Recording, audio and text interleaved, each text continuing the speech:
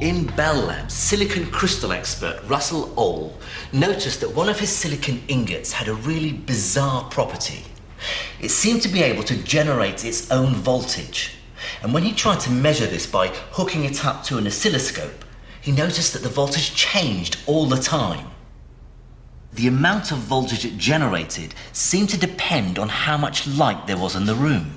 So by casting a shadow over the crystal, he saw the voltage dropped. More light meant the voltage went up. What's more, when he turned a fan on between the lamp and the crystal, the voltage started to oscillate with the same frequency that the blades of the fan were casting shadows over the crystal. One of Ohl's colleagues immediately realized that the ingot had a crack in it that formed a natural junction. And this tiny natural junction in an otherwise solid block was acting just like the much more delicate junction between the end of a wire and a crystal that Bose had discovered.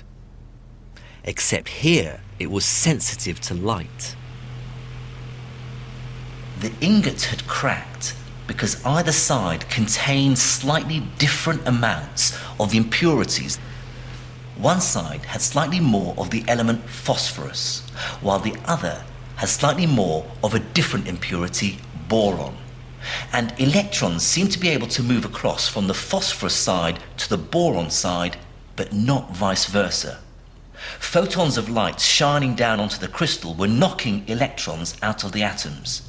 But it was the impurity atoms that were driving this flow. Phosphorus has an electron that is going spare, and boron is keen to accept another. So electrons tended to flow from the phosphorus side to the boron side, and crucially only flowed one way across the junction.